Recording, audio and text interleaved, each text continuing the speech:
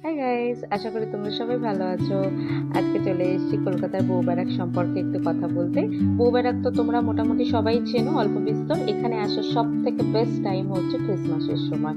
আসলে এটা হচ্ছে অ্যাংলো ইন্ডিয়ানদের ক্যাম্পাস বা এরিয়া, তাই ওনারা ক্রিসমাসের সময় এত সুন্দর করে সাজায় যে বলার কথা না, দেখলেই তোমাদের ভালো লাগবে।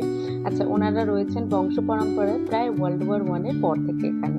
আর এই যে এখানে সামনে দেখতেই পাচ্ছ কলকাতার রানী ভিক্টোরিয়া মেমোরিয়াল।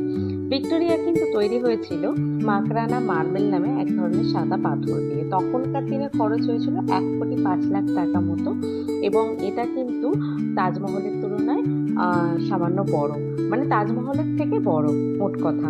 তো সেটা কলকাতাতেই রয়েছে, সময় পেলে একবার ঘুরে যেও। আর তার সামনেই দেখতে পাচ্ছ সারি সারি দিয়ে ঘোড়ার গাড়ি দাঁড়ানো। তাহলে আজকের ভিডিওটা এখানেই শেষ করছি। ভালো লাগলে একটা লাইক করে দিও, অবশ্যই একটা কমেন্ট করো। Thank you.